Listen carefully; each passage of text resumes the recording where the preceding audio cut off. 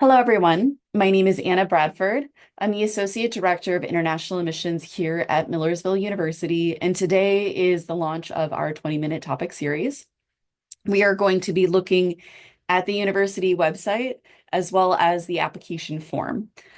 So for topics that we're going to be covering for the university website itself, we're going to be looking at the main website, so how to locate to the programs page, what is a catalog and what kind of information can you expect in the catalog, how to navigate to the department's pages, what kind of information you'll see there. Then we'll go to the application form itself. I'm going to take you through like a fake or a tester application form so you can see what some of the pages look like. And then I will do a question and answer time. On the main programs page, and again, I'll stop this presentation to actually go to the web page and take you through a tour. You'll see this page right here, which is the programs page, which lists all of the main degree programs that we offer. And there's some ways to toggle and refine your search on the side. Then going to the departmental pages, and on the department pages, there's typically more information available on that program. And then a university catalog is like a promise from our university to you that the year that you start your degree, these are going to be the parameters for how you graduate. It's a full listing of courses that are available in completion by the department. Those courses might not be available every semester, but they exist. They're courses that are on record that are taught by that department. And then some more information. So on the courses, you'll be able to see a course description, what prerequisites are needed to be able to take that course. And then you'll see a ladder for the requirements to graduate. Then we're going to go through how to apply. So what form do you use? Millersville is available on both the Common App and the Millersville app. I'm not going to do a tour of the Common App today, but for those that aren't familiar, the Common App is exclusive to undergraduate degree-seeking students, and it's one application that you can use to apply for all sorts of universities. And Millersville University is on there. So if you are an undergraduate, so a bachelor's degree-seeking student that's looking to apply to Millersville University, we are there. You can use that application. But the application I will be sharing today is our university hosted application form. The procedures and requirements, I'll talk about that as we go through that form, and then how to ask for help, where the information is for that. I'll show you when you get to our website, you'll always see this yellow bar. So I'll show you how to use that and where it's going to take you. And then I'll talk a little bit about the application status page. What is that? How do we use that? What kind of information is there? And then if you apply and you're admitted, we're going to talk a little bit about how the application status page changes, what kind of information you can anticipate on that page at that time. And then some of the other resources, sorry, went ahead a little too quickly. Some of the other resources that are available, for example, I'll show you these two buttons and how they lead to a static page for enrollment next steps and our Voyage to the Ville series. So this really is a high-level overview from beginning to end, kind of on the application form itself, so that you know what to anticipate, so that it's not, I know the application process in the United States can be different based off institution. And if you're somebody that's still exploring nations, like the American application process is different from that in the UK and that in Australia, definitely from that in your home country. So some of what I'm hoping to do today is to be able to explain some of that to you. And then, of course, at the end, we'll get to some questions.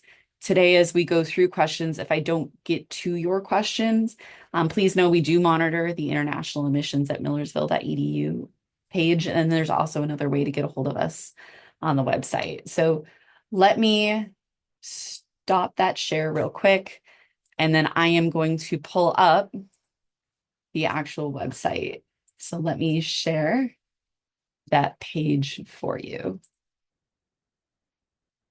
Okay. And share. So all of you should be able to see the main university webpage right now. So down on this page, you are going to be able to see, of course, from any page on the campus, you'll be able to see these three buttons. If you go to the apply button, it'll take you to this page right here where you'll get to see the lovely pond and our two swans, Miller and Seville.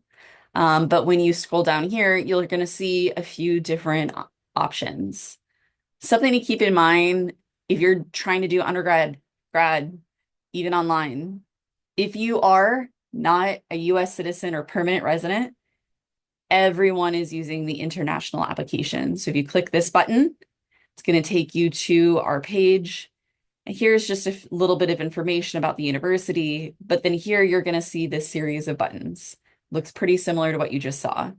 So if you are an undergraduate degree seeking student, if you open this page, then you're going to see, oh, first year admissions process or transfer. A first year admission would be a student who's just finished high school and this is their first degree. They've never had a post-secondary degree. They've not taken any coursework from a post-secondary institution. A transfer student is an applicant with any university level coursework. So you finished high school, you're at a university in your home country, or you did take some courses at a university in your home country and you want to come to a bachelor's in the US, that's your process right here. Then there's some undergraduate specific frequently asked questions and then application deadlines. Something to keep in mind for undergrad, all of our application deadlines are on a rolling basis. So actually November 1st was our advisory deadline for spring 2025. You could still apply for spring 2025, but some of you are from countries that have very, very, very long visa wait times. My suggestion to you is to consider fall right now. Unless you already have a visa appointment, that's up to you. But the reason why we have an advisory deadline is specifically because we're thinking about the process to get you a decision and then get you what you need for next steps to be able to obtain a Form I-20. So that's the undergraduate page. For graduate, your process is a little different. Unlike undergraduate, when you apply, you're being reviewed by the department that is going to admit you. So you submit your materials and here's what you would do. But after I'm done or Yang is done doing the initial vetting of your materials, we give it to the department. And the department, each one of those departments are going to have program specific requirements. So for example, nursing, unfortunately, for international applicants, unless you're doing it, unless you have a US certification and you don't need an F1 visa, that's not for you. But for example, social work, there's a summer semester deadline. If you need us to host you a visa, your only term option is summer because fall's for those that are starting online. Psychology, these ones have specific deadlines, but the rest of them have rolling admissions deadlines. So they work off of the advisory thing I just mentioned. And then any other specific materials, you'll see that listed here. So if they need to have a resume, if they need to have, so for example, this one, there's an interview that's required. Other specific things will be listed right here on the website. They have another deadline. Those deadlines are right here. So again, the way that I got here, I'm starting from the very beginning. You can also navigate from here, go to international. It'll take you to this page, how to apply, graduate, and then there's the deadlines. Or you can do apply, international, graduate, or undergraduate. So two different ways, admissions to international, or our friend the button here, and down to international. So two different ways to navigate your way back to this page. English Language Institute would be for those students that do not qualify for an automatic English language waiver. They haven't been able to obtain a score on a test that's admissible, or those that they just have no baseline. Conditional admission is possible. So for example, I have students that'll submit an English test score and they're like 10 points below where they need to be. We can conditionally admit them using English Language Institute. So that's just more information about that program as well as the steps for how to apply. So get rid of some of these real quick. Exchange and non-degree. Our university has partnerships with some other universities overseas, and those would be students that come for 1 semester or 2 semesters. If my university doesn't have a partnership in place with your university, then you would be considered a transfer student. These are specific for agreements that two universities have signed, or it's for a student that's coming to Millersville that wants to take just one or two classes. They aren't looking for us to host a visa for them. They aren't looking to graduate with a degree. That would be this application process. Here is the English language proficiency. We don't take a letter from your school stating that your curriculum is taught in English. And I know for some of you that's frustrating, but I will be honest with you. I have received many letters in my career, and then the student submitted an English test score and they didn't pass. Because I used to teach English. I've seen this for a long time. We need to have some level of demonstration, and there's three different ways to prove it. One of them is completion of an academic program. For some of you, your country is here. So for example, I saw Ghana listed. I saw, where are you? Someone from Nigeria was here, someone from Kenya. I saw those listed. If it's here, when you submit the app, your requirements automatically waived. Some of you will need to submit an English language test score, and we accept many of them. Here is the test. Here is the requirement. We don't need the ACT or SAT, but if you've taken it, here's how you can have it waived. Or some of you are coming from specific curriculums where we could waive that requirement for you. So for example, if you've taken the British curriculum, you need to pass that English class. If you don't pass your English class, even if you did a curriculum in English, the whole purpose of this requirement is to make sure that we invite you to our campus, that you fully understand someone speaking at the speed that I'm speaking at, and that you're not going to hurt your GPA. That is the only reason why this requirement exists, to make sure you can be successful when you get to our campus. So this is the requirements, that benchmark. And then from here, it's the transcript requirements. So what do I need to see for transcripts? There's a few different things here. We use unofficial transcripts for making a decision. And here is also a definition of what unofficial or what official is. So no loose paper or digital transcripts provided by you as a student to Millersville directly can ever be considered official. Even if you receive them from your school and you send them directly to us, because of our accreditation, because of how that's defined, I can't consider them official. I know you're all trustworthy, but you've had access to this document. It could have been altered. So we need to have the transcripts directly from the institution where those coursework was taken, where it's accredited, and that can be given to us. To get you a decision, I can use unofficials. We'll give you an offer, but that will be conditional on us receiving official documents. And that unofficial document and the official document need to match. And if they match, then the hold that we place on your account when we use unofficials will remove. This hold stops you from registering in classes. So while we'll give you a decision using unofficials, we need officials for you to be able to enroll. If you are coming to us and you've just graduated high school, right here is a very long list of countries that will tell you, for example, I saw Cambodia. This is what I need from you in order for you to get a decision from us. So there's a whole list of nations. This is specific to undergraduate. Down here, test credits. So if you are taking AP, British A or AS levels, or an IB curriculum, we will recognize it for credit. So for example, if you're coming from an IB school, here's a chart of the class you're taking, the score that you need to get, and what credit it will transfer to Millersville as. So that information is listed right there. If you happen to be at a US school and you are looking to transfer to Millersville, we have a full list of schools, not a full list of schools in the USA, but list of schools that we have already received coursework from.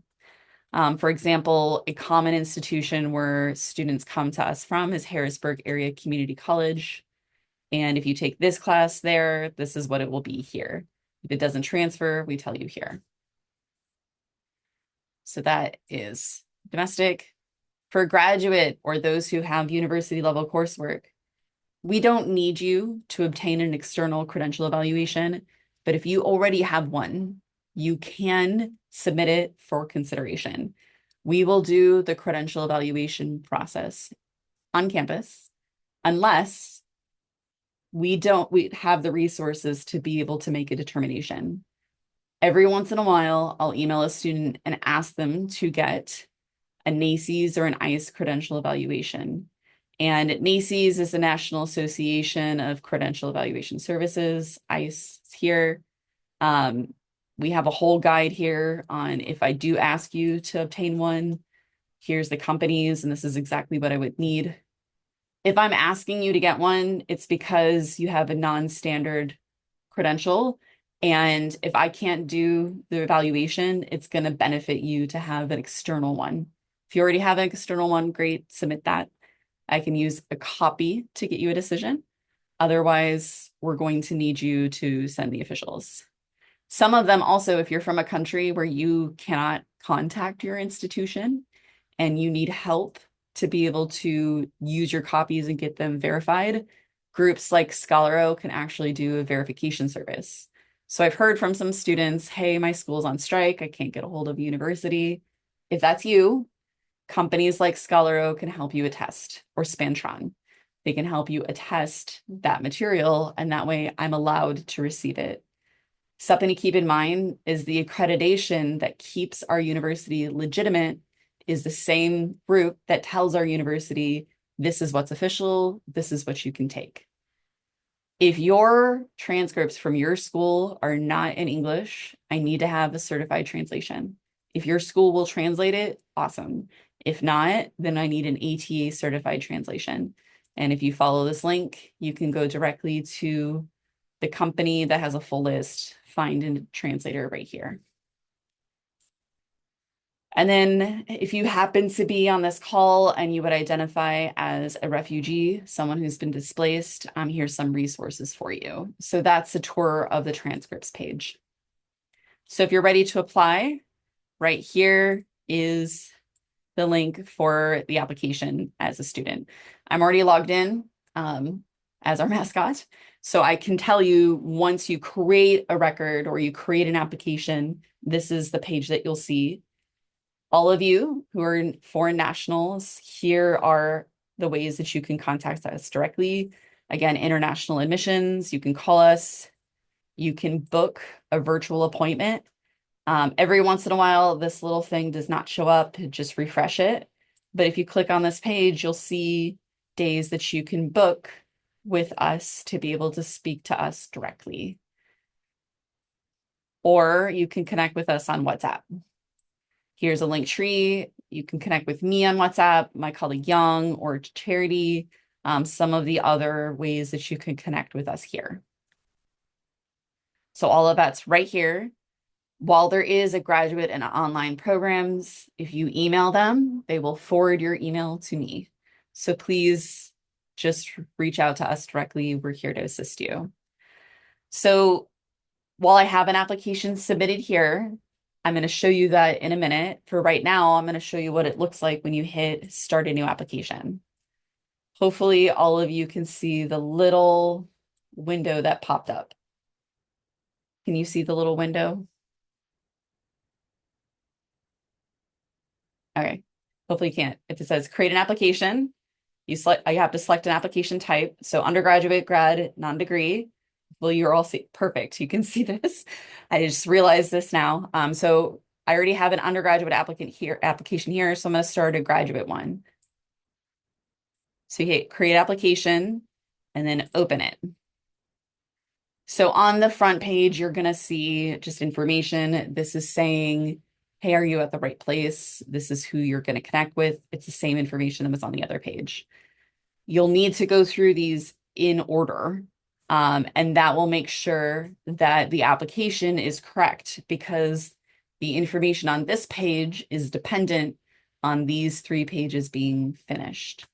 So when you hit continue, I've already submitted an app before here, so there's a lot of information that's already filled out.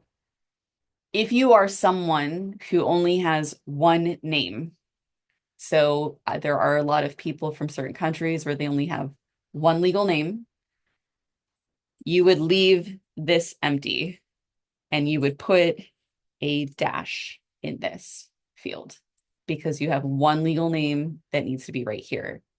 Do not use NA, which means not applicable, FNU, which means first name unknown, or LNU, last name unknown. There are people in the world that is their legitimate last name. We do not want to be able like to have that incorrect for you. We have a process to make sure you don't see dash on all of your materials, but that's to help us ensure that what you put here matches your passport. So here's just some information. I've already filled this out, but this information needs to be filled out. If you select your home country as anything other than American or the United States here, what you'll see here is information on your type. Some of you might be tempted to select F1 visa because you know that's what you will get. Please don't. If you do not already hold an F1 visa. If you want an F1 visa, make sure you select I do not currently have an F1 visa. Have you ever been known by another last name? So for example, I'm married, so I would put right now, my name is Anna Bradford, but my name before marriage was Lightcap. I would put Lightcap right here because my bachelor's degree has that name on it. You'll want to make sure that any other name that might have be on a degree you share with us is here, please, because it's going to be a pain for us to have to demonstrate on paper that your degree, like for example, I've had this happen from students, their name was misspelt on their high school diploma. And for some reason, I needed that diploma and they didn't put the misspelling here. We had to go through a lot of hoops to have a paper trail proving that that name is you and that you are not submitting someone else's materials on your behalf. This is the one time that you get whatever you put here. Please let it be reflective of the materials that are coming. Here where it says you plan on studying on campus in the US. If you say no, we can't host an F1 visa for you because a degree that's online isn't eligible. So this is very important for us. Are you receiving any assistance in completing the application? This is completely fine. And we actually have some Millersville University organizational partners. If you happen to be working with any of these groups, for example, if you're working with Wellspring International or Lancaster FC or any of these other groups, that is completely fine. If the group that is helping you is other, you can write their name here. This doesn't hurt your application. We have this here for a reason because sometimes when someone's assisting you, there are ways that we can specialize that to make sure that the people helping you get the information they need. Other information on what you're interested in, moving forward. Okay, this page, very important. If this is your first time, so for example, you finished high school, you've never done any undergraduate degree, this would be here. If you finished a bachelor's and this is your first time doing a master's, you would also be here. If you already have a master's and you're seeking a second master's, you would put something else here, like second degree of education at the same level. Most of you will be your first degree at this education level. Are you looking to enroll in 100% online coursework? Similar to the last one, but serving a different purpose? No, because you want to be on campus. And then you're here and this is the graduate one. We're looking for, let's say, master's. Yes, we understand that for me to be full-time, I need to take this many classes. And then now you have a list of the degree options that are available to you. So let's just say I'm doing technology and innovation at the enterprise level. And then I can choose the terms which I would be able to start. English language. Do I have an admissible test score or not? I'll say, yeah, I meet the requirements. And then here would be some information. So I will be attending graduate school for the first time. Boom. All of these questions are setting up certain things on your application. This is the fake school that I put in here. Put your institutions that you've attended, all of them here. Please make sure you fill out the entirety of this. It will make sure that information on your application is accurate on the checklist. A lot of times when there's mistakes on the checklist, it's because it's been a mistake here. For goal statement for grad students, you can type it in here. My very strong suggestion for you is please don't upload it as a PDF, minimum 300 words.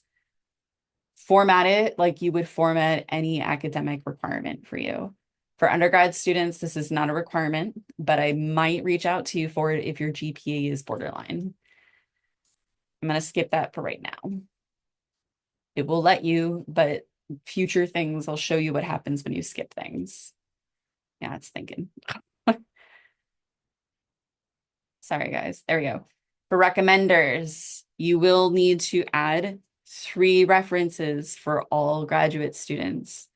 Please, please, please, please follow these instructions.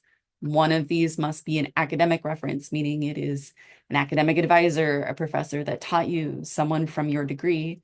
And then 2 of them can be, they can be academic or they can be professional, could be in a volunteer capacity. Okay, then next, additional materials requested. A lot of them are going to ask for your resume here. You can submit unofficial tests here if you want. So for example, a GRE or information about your IELTS. I can't verify things that you put here, so this is not required. This is basically saying that you understand what the data that we're taking is for and that we will keeping it, we're not selling it, we're not doing anything for it, but it's definitely, we're a public university. There are certain general things we have to report, never with your name attached. So that's just this here. Signature. This counts as any legal signature. And this is saying this is a complete and correct attestment of my educational history. If you've omitted a school because you want to be considered a first-year student, or if you've admitted information because you don't think it looks good on your application, and I find out, like for example, you come to the university and you're frustrated that you have to take a class again that you took at your home country, but you applied as a first year, and then suddenly you have transcripts. You falsified your application and your admission to the institution is now in peril. That is something to keep in mind. Please submit a full and accurate record of your education and review and submit. If you've forgotten everything, the application will tell you, and you won't be able to submit the form until you've provided it. So what you can do, it's like here, oh, I didn't do recommendations. So I click it and it takes me back. Everything listed here is something that must be finished for you to complete the form. So please keep this in mind. The application is not going to steer you wrong. So if we get through here, now you can see this is the grad app that I have over here that I haven't submitted, but I did submit an undergraduate app before.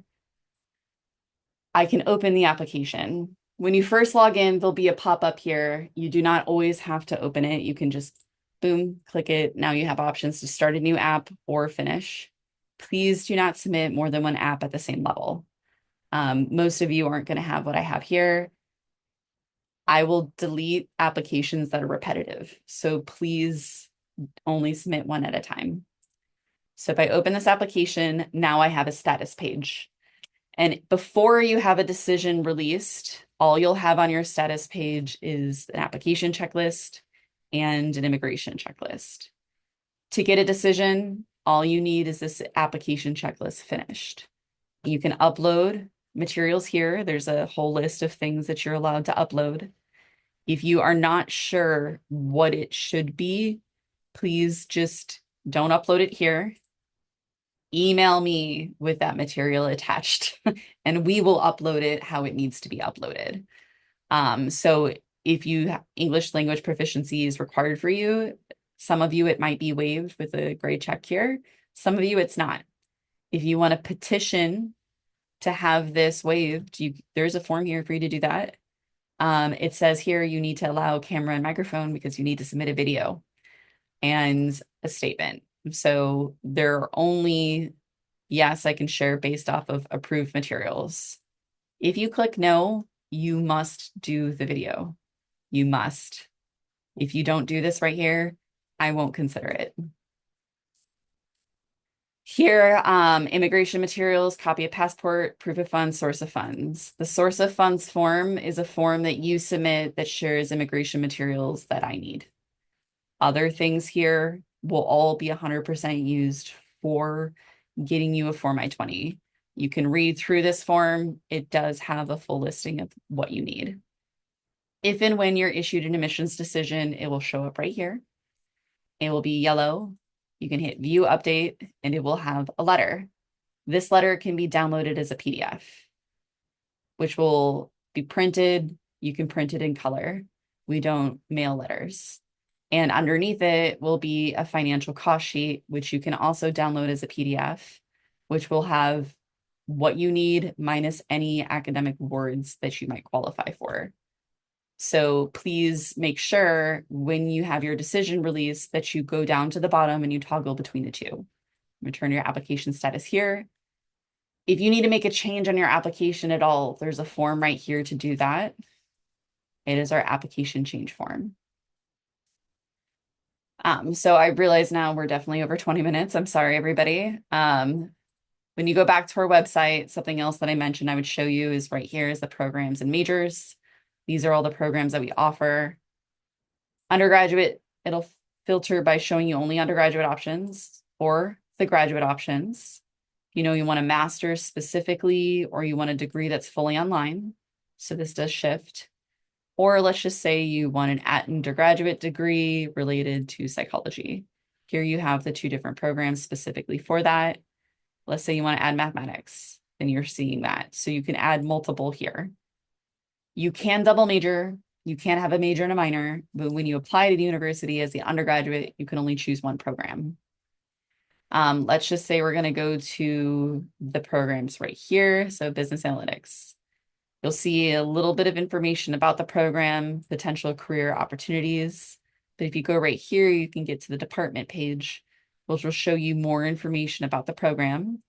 You can see your faculty advisors right here, contact some of these professors. If you're looking at the proof, here's the program again. It'll show you information about classes you need to take to graduate. If you also click catalog, right here, you can see our catalogs. And again, this will be general admission to the university, academic programs, academic requirements. So this is what you need to graduate. General information about what you need. So minimum 120 credits. The last thing I'll show you before I get to questions is if you go to course descriptions, you'll be able to see what a credit is. So right here, each class has a number attached to it.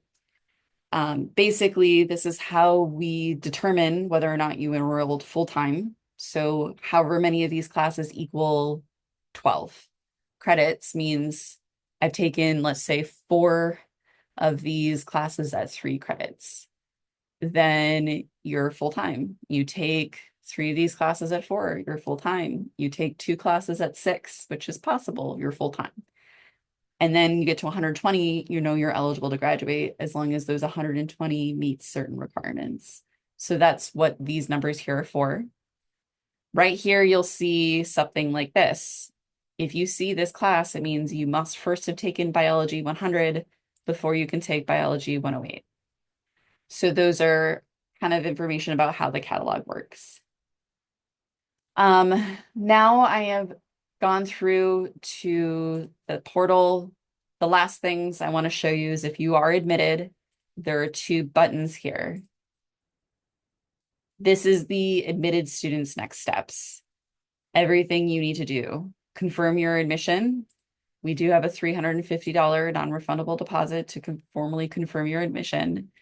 You can accept your offer of admission on your portal, and then we would use that information, provide transcripts, obtain I-20. This is literally all the steps you need to be able to get to scheduling your visa appointment, even to having visa appointment practice questions.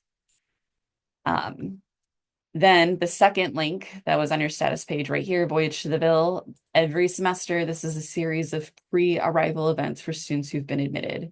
So for example, these are the different topics we cover. This is the next one that's coming up. And so that's only available to students who are admitted. But the arrival next step students, if you go to international, next steps for admitted students, you can know what's required in the future right now. And for the admissions process, something that I didn't mention, we do not have an application fee at Millersville. So once you get to these applications, we just need you to go through these steps. Nothing financially will be requested of you by Millersville until you're offered admission. At that point, you can choose, yes, I'm going to accept this offer. And then that $350 non-refundable deposit would go 100% towards your tuition and housing your first semester, and that can be deferred out if it's needed. So thank you, everyone. That's a general overview of the application process. We are here to assist you. I do know that there are some questions here in the chat, so let me scroll back a little bit to those questions. So do you have an online master's course? Yes, we can do some degrees fully online. If you are not looking to be able to come to the United States, you can do a degree fully online with us. A lot of our degrees do require you to be present. Someone is asking about applying for a master's in English for spring. Yeah, so for transcripts, we do need a consolidated mark sheet. Please do not submit your results semester by semester.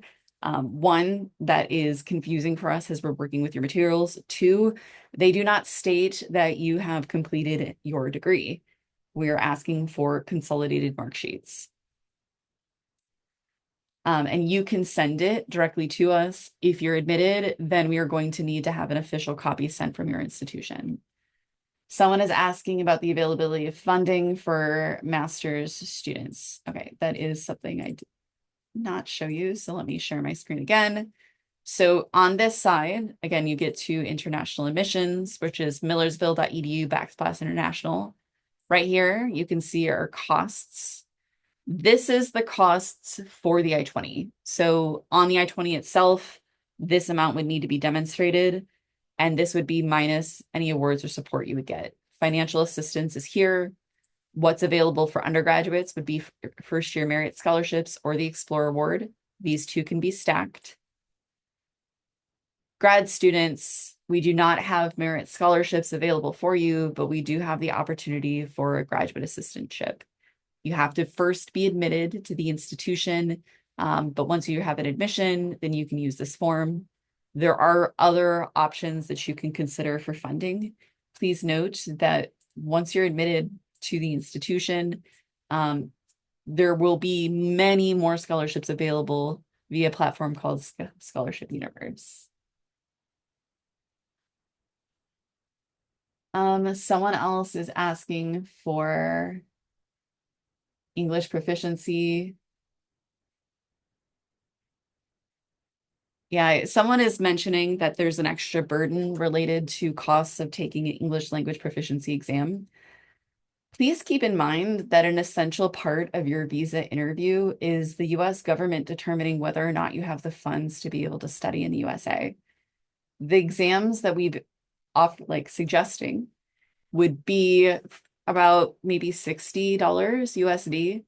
On my day-to-day life, for example, yesterday I had to have an appointment, and the cost was much higher than what this exam is. The amount of money for a Duolingo test might be the amount of money you spend at a grocery store during a week. So if you are really concerned about costs in the application process, it does reflect to an institution what your available funding is as a student. Please keep in mind that Millersville University isn't a university with a full ride. We offer assistance, but not the level of assistance that means you don't need to worry about paying for groceries during the week. So if your whole reason to not submit an English language proficiency score or even the deposit is because these funds are insurmountable, I challenge you to think about how you're going to justify that at a visa interview. That is a very important part of being able to obtain a visa. Next question, someone's asking about funding. Okay, yes, we answered funding. Okay, we don't require an application fee. Please keep that in mind. The domestic graduate students do have to pay that, but we do not require that of you because we do have the deposit requirement after you've been offered admission. Yes, that can be difficult. The visa delays are very hard. We'll try to get you a decision as quickly as possible. Please keep in mind that at the grad level, I don't control the speed at which you get a decision. We'll give it to the department. The department will get back to you as soon as they can. Some departments have deadlines. Some departments require an interview. So please keep that in mind as you apply. For example, psychology, clinical psychology, sports, administration, a lot of them will reach out to you for an interview. You are not required to submit the immigration checklist items in order to get an admissions decision. You just have access to your immigration checklist early so that you can prepare in advance, like, yes, I know these are the things that are required for those next steps. For undergraduate students, we will automatically consider you for a scholarship during the admissions process. It is not a secondary application. For the graduate programs, you do need to apply for a graduate assistantship as a secondary process. And that is like any other job applications. You submit the graduate assistantship application, it's active for 1 year. It goes into a pool for consideration. If a department's looking for a student and you match those requirements, they'll reach out to you. It is not automatic. Someone's asking about what does admissions on a rolling basis mean? So, for example, the application for fall 2025 opened in August 2024, and I will continue to issue admissions decisions for the entire year.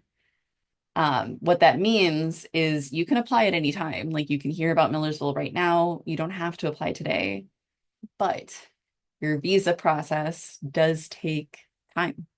And my suggestion is not to wait to apply soon. Even if you wait to make a decision, then you have this admissions decision, you can take action quickly. The advisory deadlines that we have are really trying to give you a realistic timeline or maybe a hopeful timeline. You know, November 1st is late for some of you. I was just in Nepal. I'm sorry, guys. I know what your visa wait time looks like. Probably apply for fall now instead of spring. But some of you don't have that problem in your country. For example, my friends from Cambodia on this call, you're not going to have the same visa wait times as someone from Kenya. Every country is different, and that's because of your outward mobility. So your visa wait time is going to look different. I would suggest you keep it in mind. The US government last year said it used to be that you guys aren't able to apply for a visa until 120 days before the start of the term. But thankfully, now it is 365 days. So you have time. You can obtain a visa appointment early.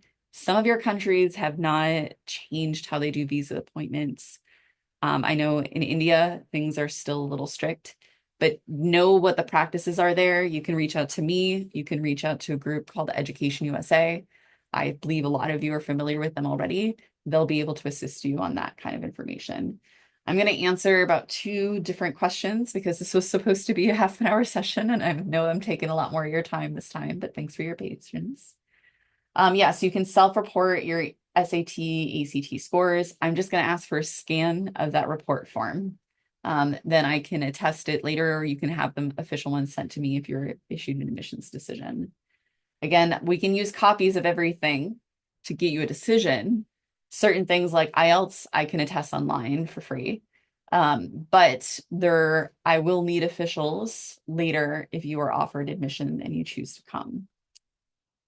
So what type of career support internships or co-op programs are available to international students? We have a lot of opportunities for internships. We have over 30 programs with co-ops built into them.